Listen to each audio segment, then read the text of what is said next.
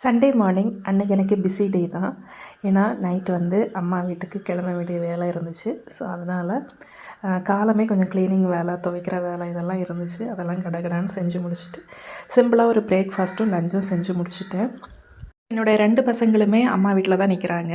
போன மாதம் annual exam முடிஞ்ச உடனே குலதெய்வம் கோவிலில் பொங்கல் விழா இருந்துச்சு. அதை சாமி கும்பிட்டுட்டு பொங்கல் வச்சுட்டு அப்படியே அம்மா வீட்டில் கொண்டு விட்டுட்டு நானும் திருப்பூர் வந்துட்டேன்.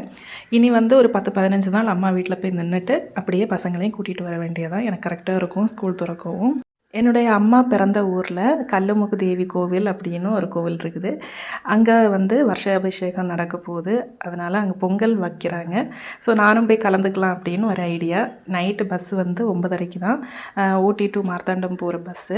10 நாளைக்கு முன்னாடியே நான் வந்து டிக்கெட் வந்து புக் பண்ணி வச்சுட்டேன். ஏன்னா ஆனுவல் லீவ் இல்லையா, ஸோ அதனால் கூட்டமாக இருக்கும் அப்படின்னு. போகிற வழியில் ஜிகிர்தண்டா குடிச்சிட்டு குளு குளுன்னு கிளம்பியாச்சு.